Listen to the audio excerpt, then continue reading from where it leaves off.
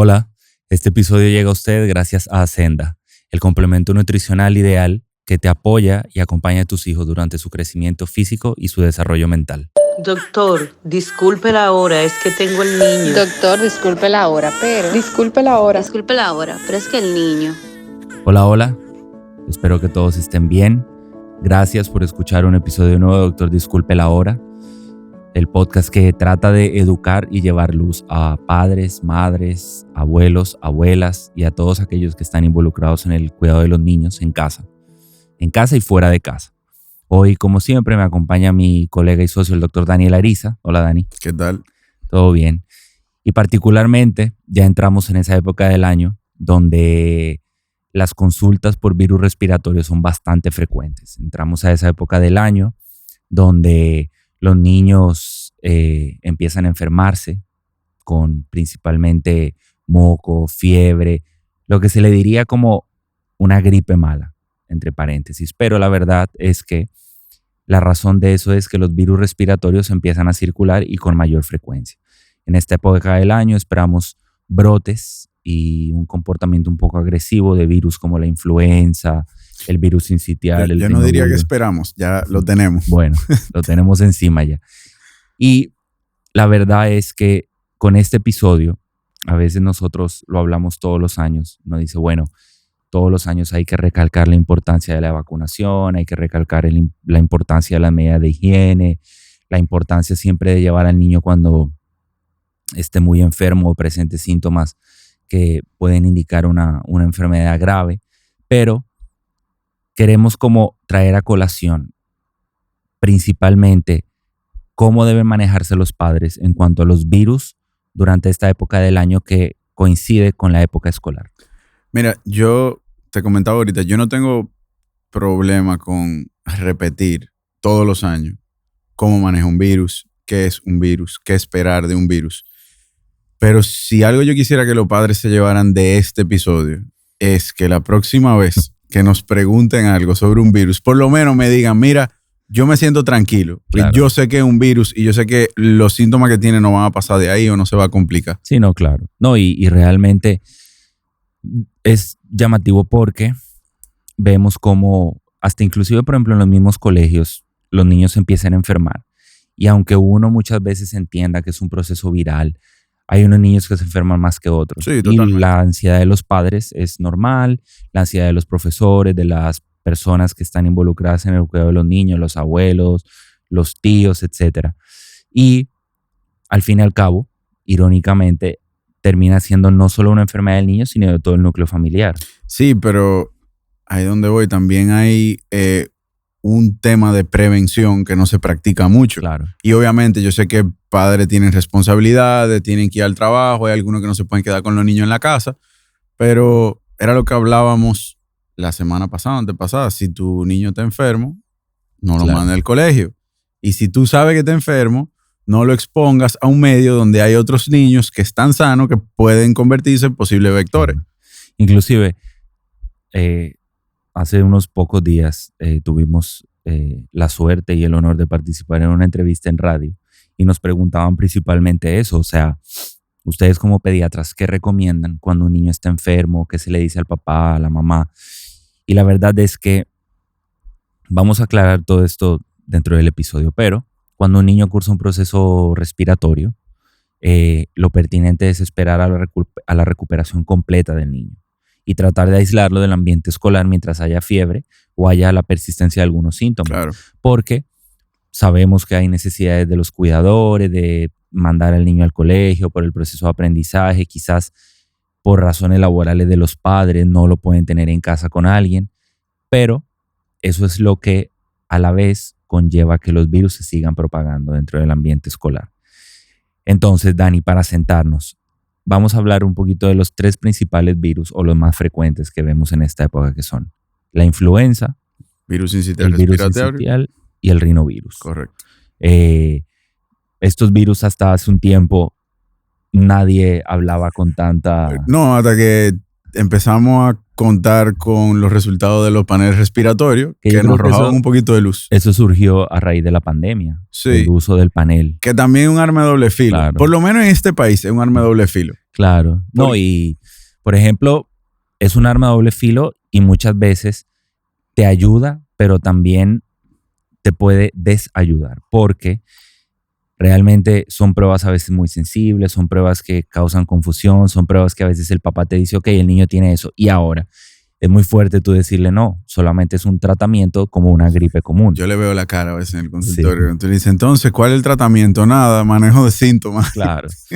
Entonces, exacto, el papá viene ansioso, se encuentra la razón de la fiebre de su hijo y nada. O sea, tú decirle a un papá, dale agua, acetaminofén y reposo, es duro, es bastante contradictorio. Pero, nada, en particular, comenzando un poquito sobre la influenza. La influenza es un virus respiratorio estacional.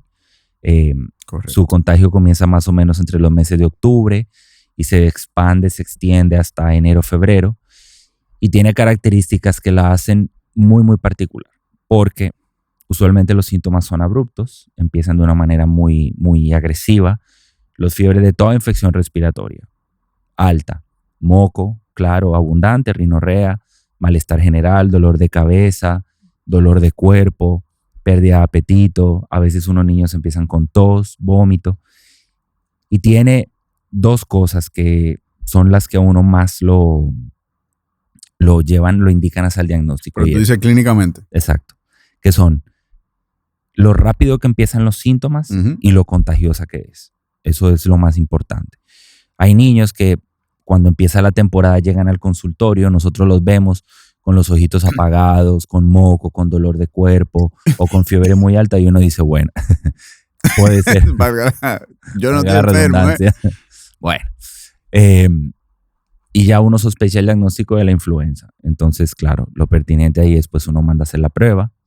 En este caso, hay varias pruebas disponibles. Que ojo, de los 3 virus que mencionamos, es la única que tiene un tratamiento específico. Exactamente. Y cabe recalcar, siendo un virus, sí tiene un tratamiento. Que es bueno hacer la diferencia. O sea, un niño se puede infectar, puede ser por un virus o por una bacteria, pero el 85% de las veces es más una infección viral que una bacteriana. En dado caso que se identifique una bacteriana, pues entonces eso lleva un tratamiento antibiótico específico, claro, dependiendo de la bacteria. Pero los virus no se tratan con antibióticos, los virus se tratan sintomáticos. Y qué bueno que Dani lo menciona porque realmente una infección viral que deje algunas secuelas como moco abundante o algo así parecido, puede llevar a una sobreinfección bacteriana. Claro. O sea, las bacterias sobreinfectan ese moco y ahí viene pues la sinusitis y hay inclusive neumonía y procesos donde sí se necesita antibiótico. Entonces, siempre que hay un diagnóstico de influenza, lo pertinente es que su médico le haya indicado la prueba del niño esté positivo.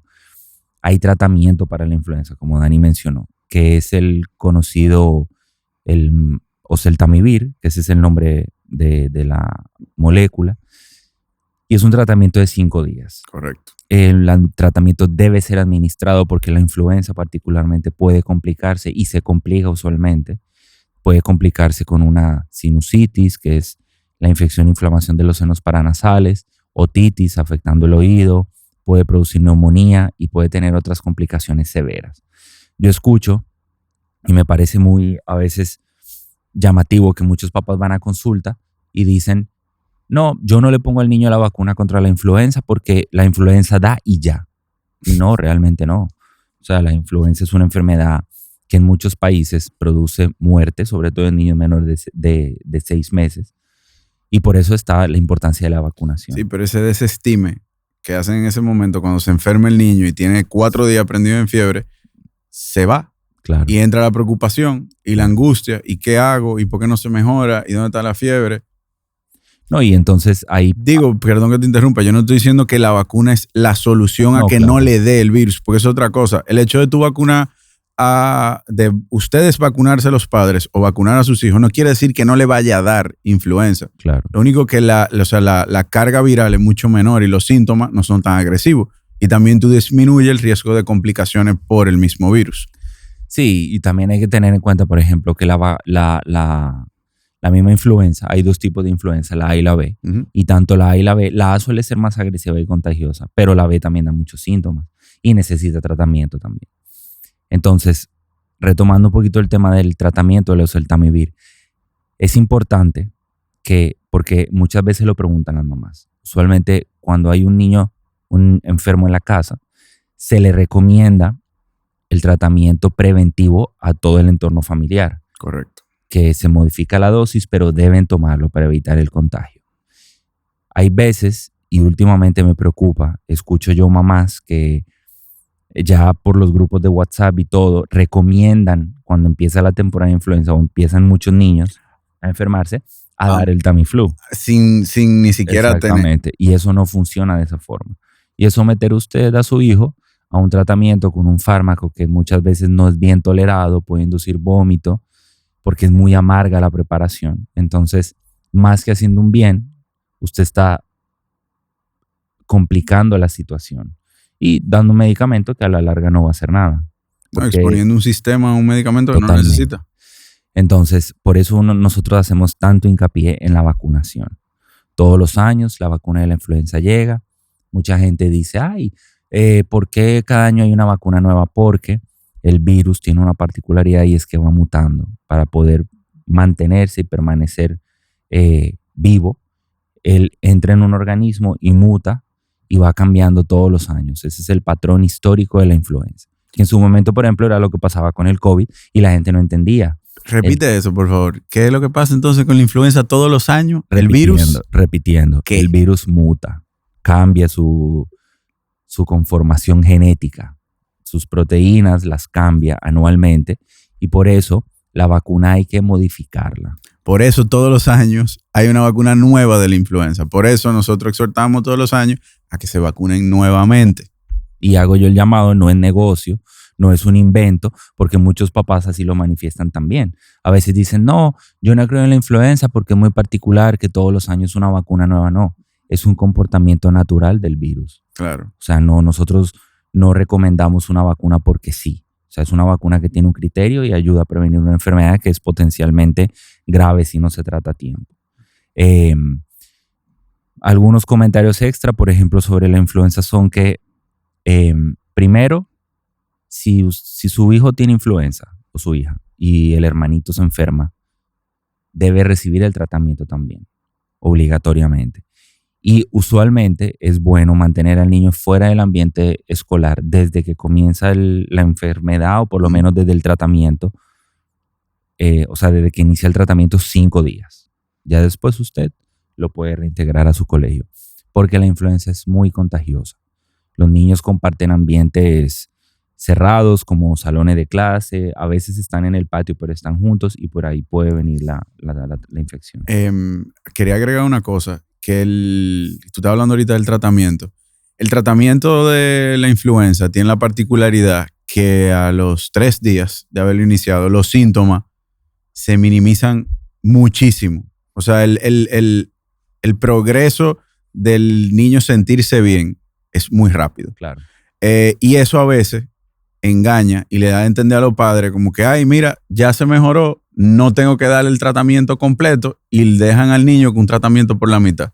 Que uno, no es bueno porque tú estás ayudando a que el niño cree sensibilidad a ese tratamiento que si lo necesitas en otra ocasión, quizá no le haga el mismo efecto como hacen los antibióticos. Y 2, el niño todavía contagia. Tú no has terminado el tratamiento. Hola, este episodio llega a ustedes gracias a Ascenda, un suplemento que ayuda al crecimiento y desarrollo de sus pequeños. Sí, totalmente. Entonces, otro virus que particularmente abunda, pulula en esta época, que ese sí es... De ese virus uno pudiera sacar un programa completo, de verdad. Es el virus sincitial respiratorio. Totalmente. El virus sincitial respiratorio es el dolor de cabeza, no solamente del pediatra, sino del papá, la mamá, hay que decirlo, inclusive de los neumólogos pediatras, porque... Pero más menores de 1 año. Exacto, porque es un virus bastante también contagioso, pero tiene la particularidad de que es más severo. usualmente que la influenza. Compromete mucho La vía la vía respiratoria. La bastante. inflama. Y pasa porque el virus sincitial, eso yo siempre se lo explico a las mamás cuando van a la consulta, que me preguntan, ay, ¿por qué el virus sincitial es tan agresivo y hay que cuidarlo tanto? Produce tal inflamación en el pulmón, en la vía respiratoria, y produce como una descamación. Eso quiere decir como si el epitelio del tejido respiratorio en palabras llanas, se pelara. Uh-huh.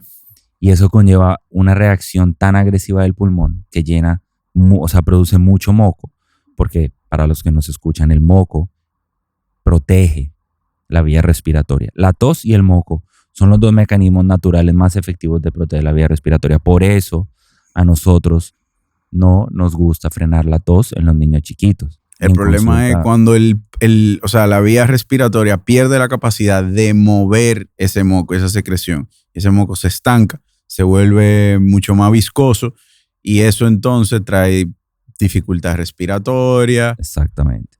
Y en el caso particular, por ejemplo, de la bronquiolitis, del virus sincitial, pasa eso, se llena tanto de moco que si uno no lo maneja bien, se forman tapones de moco y entonces el pulmón, hay partes del pulmón, los bronquios se llenan de moco y dejan de funcionar.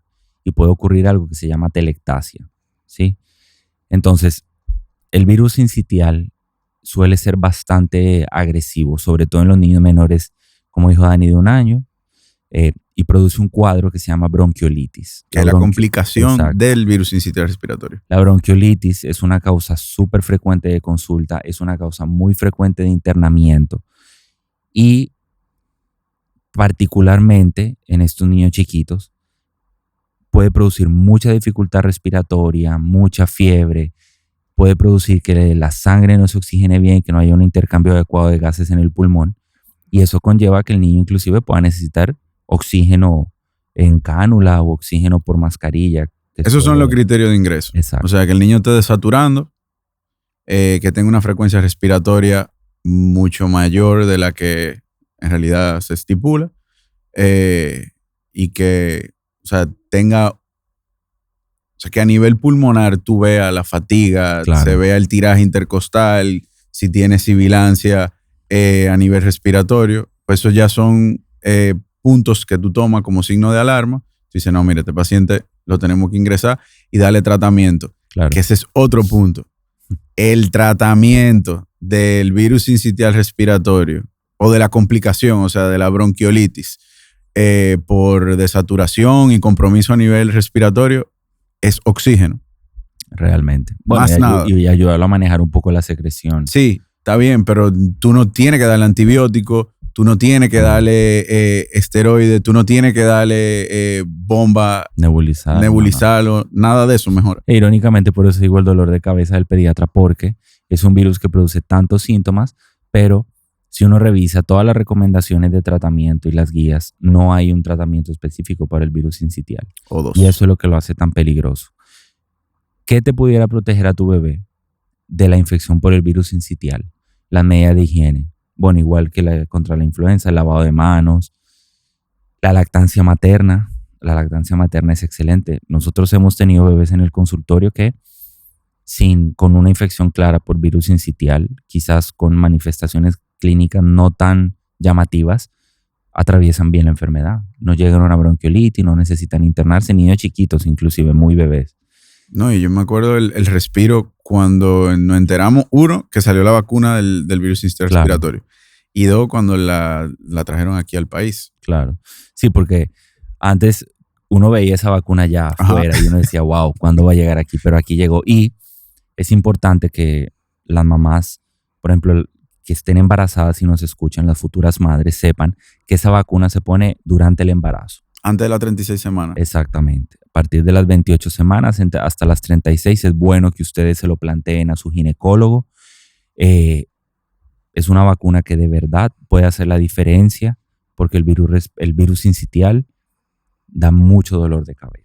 Pues hay una vacuna que te la colocan a ti, mamá, y cuando tu bebé nace, ya nace con los anticuerpos. O sea, tú se lo pasas y ya viene con una defensa, viene más blindado, por así decir. Y sobre todo, yo digo, en países como el nuestro, en medios como el nuestro, donde pues los virus circulan tanto y son realmente tan agresivos, tienen ese comportamiento, es bueno poder tener esa medida preventiva que a la larga va a ser buena tanto para el niño como para el entorno familiar, para el hogar, porque las enfermedades respiratorias son causa de mucho estrés, hay que decirlo, de un alto gasto médico, de dinero en el tratamiento, y las vacunas evitan todo eso. Esa es otra cara de las vacunas, que muchas veces los papás a veces que tienen alguna duda o algo sobre las mismas vacunas, uno trata de orientarlos y decirles, o sea, las vacunas tienen hasta ese beneficio a la larga. Ujú. Pero, retomando un poco, sí, el virus sincitial, yo creo que de todos es como yo particularmente le tengo mucho miedo al virus sincitial. Pero si hay un buen manejo y los padres entienden qué pueden hacer para prevenir o disminuir la cantidad de contagio que puedan haber, yo creo que hasta nos ayudan a nosotros. Claro. No, exacto. Y, por ejemplo, vuelvo y recalco las medidas de higiene, en el colegio avisar siempre pues que el niño está enfermo. Eso tenemos que cerrar con eso ahorita, de esa recomendación pequeña para los colegios y los niños enfermos y los papás, porque es una pregunta muy común. Sí, pero también, mira, yo hasta hace poco, cuando hablamos en el colegio, En el colegio. yo no entendí, me puse en los zapatos de las directoras del colegio, porque es una responsabilidad también. Y claro. Y llegan al punto a que el niño estornuda una vez, no, para su casa no te lo acepto, pero es también porque es difícil a veces para el mismo colegio confiar en que los padres están dejando el niño y está 100% sano. Exacto. Que muchas veces no es el caso. Realmente a veces durante el periodo de infección, de transmisión de una enfermedad, hay tan poco tiempo o tan poca forma de reconocer la infección que lo mandan y ahí mismo después estando en el colegio afloran los síntomas y es el problema. Yo me acuerdo que nos preguntaron, sí, pero entonces si tiene moco, ¿lo dejo? O sea, ¿contagia o no contagia? Y yo, tienen moco siempre. Los niños siempre Claro. tienen moco, pero ahí uno trata de basarse en cuál es el color del moco y si ha tenido fiebre últimamente o no. Mira, ahorita tú hiciste mención de otro virus, que en realidad yo te diría que son dos, que lo vemos muy a menudo, que es el adenovirus y el rinovirus. Sí. Y los dos tienen la particularidad que dan fiebre sumamente alta. Sí. Y realmente estos virus, o sea, se diagnostican antes de entrar a todo lo otro por el panel respiratorio igual, aparecen. Pero como tú dices, sí tienen esa particularidad de que dan una fiebre altísima y, o sea, ponen locos a los papás. Pero es solamente fiebre. Dicho de esa forma, porque muchas veces no tienen otro síntoma. Y ellos dicen, doctor, solamente tiene una fiebre alta, una fiebre que no cede. Yo lo veo muy tumbado, lo veo muy, muy decaído al bebé. Y están ahí los dos virus. Son igual de transmisión por vía respiratoria. Dan los mismos síntomas que todos los otros de los que hemos hablado. O sea, dan mucho moco, dolor de garganta, ojo lloroso, decaimiento, pérdida de apetito. Pero usualmente suelen ser más leves que el virus sincitial y la influenza. Total. También son muy contagiosos, principalmente en los colegios, en las guarderías. Hay 3 entornos. Esta mañana yo se lo decía a una mamá en la consulta. Hay 3 entornos que son muy susceptibles a eso, que son las guarderías, los colegios y los hogares de ancianos. Porque como hay un contacto estrecho y muchas veces no hay medidas de higiene adecuadas, ojo, no voy a decir que los colegios son sucios, pero a veces viene el niño enfermo, se pasa la mano llena de moco y eso. Pues viene este contagio y es normal que estén ahí. Es muy difícil cuando tú estás trabajando con muchos niños contener a un niño que está enfermo y más si Sí, no, tú no claro. sabes. No, y sobre todo pues bregar con la ansiedad de los otros papás y todo el bebé, claro. Entonces, de estos virus, particularmente los tratamientos no son tan específicos. Se le puede dar medicina para el moco, se le puede dar mucolítico para ayudarlo con la secreción, spray nasal para que respire mejor. Sobre todo, por ejemplo, en los niños, en los bebecitos, el spray nasal es bien importante. En los niños grandes, vuelvo y lo digo, lo dije en el programa cuando nos llevaron y vuelvo y lo digo aquí. La medida más efectiva para sacar moco es el lavado nasal y los spray. Realmente hay jarabes que ya dejan de hacer acción.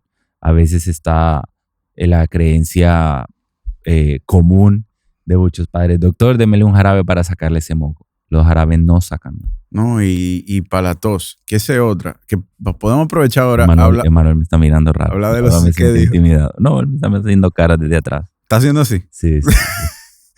Emanuel lo vamos a traer aquí, para que él se desahogue. Claro. Oye, le dije, yo no sabía eso. Miren, hay algo con los síntomas de todo, no de todos, porque no voy a generalizar, pero la mayoría de los virus. Dan fiebre, como dijo Nico, moco y tos. Y pérdida de apetito también. Entonces, hubo un tip para los que no escuchan. Si tu bebé tiene fiebre, es muy probable de que no quiera comer en ese momento. O sea, mi consejo, medícalo, espera por lo menos 1 hora que el medicamento empiece a hacer efecto y tan pronto empieza a bajar la temperatura, pues ofrécele algo de comer, que va a ser mucho más receptivo a alimentarse porque el malestar va a ser mucho menor. Esa es una. 2, el moco siempre va a estar. Y la tos es un mecanismo de defensa del cuerpo, como dijo Nico ahorita, para mover el moco y la secreción. Si nosotros te damos un jarabe para quitarte por completo y eliminar la tos, lo que estamos haciendo es ayudando a que ese moco se estanque y probablemente se infecte. Entonces ya tenemos un virus con una infección bacteriana, que es lo que no queremos. Porque vamos a terminar entonces tratando al niño por una complicación que se pudo haber evitado. A veces hay que dejar que el virus tome su curso. Todos los virus, y no nos cansamos de decirlo, todos los virus duran entre 7 y 10 días. Y los primeros 5 días son días de fiebre alta, intermitente, de cada 4 a 6 horas. No le tengan miedo a la fiebre. Que no, o sea, esos primeros 3 días no son de alarma, son de ver cómo se comporta la fiebre y cómo se comporta el virus. A nosotros no nos preocupa que no esté comiendo mucho, porque eso se puede ayudar con mantener al bebé o ella o él hidratado, con sales de rehidratación oral, agua, jugo, lo que prefieran o lo que toleren en ese momento. Claro. Y también, por ejemplo, otra medida bastante efectiva es el masaje percutorio, que con la mano cóncava le pueden dar golpecitos en la espalda y eso ayuda también a que muevan la secreción y ayuda a que respiren mejor.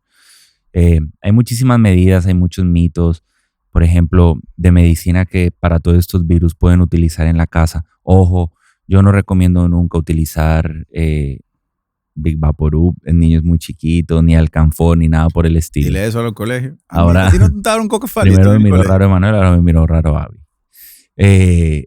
Porque todos esos compuestos pueden acarrear, hay casos de niños que han tenido convulsiones por Alcanfor. Todos esos remedios, la verdad es que lo que más funciona son el lavado nasal, el masaje percutorio, el deshumidificador es bueno en la casa, que lo tengan los papás, la calma, la comunicación con su pediatra.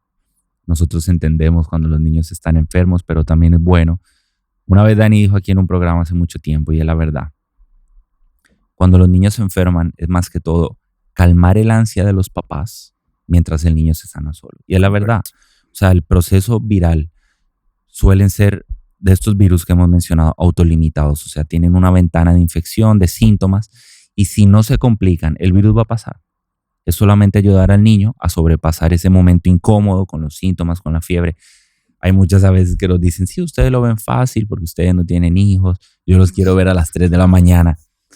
En algún momento lo haremos, claro, es lógico, pero hay que tener paciencia, hay que entender el proceso y saber que todo va a pasar. Y después de que mejoren, denle chance al sistema inmune a que coja un poquito de fuerza antes de mandarlo al colegio, antes de mandarlo a los 25 cumpleaños que tienen y actividades extracurriculares porque se enferman nuevamente. Totalmente. Antes, haciendo una pequeña aclaración antes de cerrar el episodio, en cuanto al tema de los colegios. Los niños históricamente siempre han moqueado. Después de la pandemia, los colegios le cogieron terror a el moco. Los niños moquean. Segundo, la única forma de un niño inmunizarse más es exponiéndose a los virus y a los gérmenes del entorno. Y eso está comprobado científicamente. Y tercero, la tos. No le tengan miedo a la tos. La tos es necesaria para que el niño mueva esa secreción. Correcto. Y ojo, la infección Sí es verdad que cuando un niño está enfermo y todo se puede esparcir, pero muchas veces la infección se contagia más por estornudo y por el moco y por el contacto que tiene el niño cercano, por las gotitas respiratorias y no tanto por la tos. O sea que yo diría que la tos no es un enemigo, la tos es un aliado.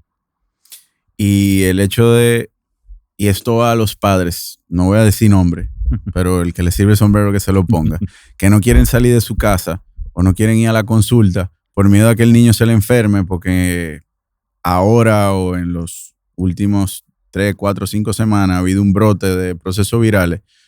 Salgan a la calle. O sea, ustedes no pueden criar a sus hijos tampoco en una burbuja ni en una bola de cristal porque se van a enfermar. Es la única forma de crear defensa, inmunidad, anticuerpos, claro. Claro que sí. Bien, espero que el episodio haya sido muy útil, de aprendizaje, y si tienen alguna pregunta, nunca duden en hacerla. Nada, espero que les haya gustado y los invito a cualquier comentario, cualquier duda, pues la pueden dejar en nuestras redes sociales. Gracias por acompañarnos en otro episodio más de Doctor Disculpe la Hora. Chao. Bye bye.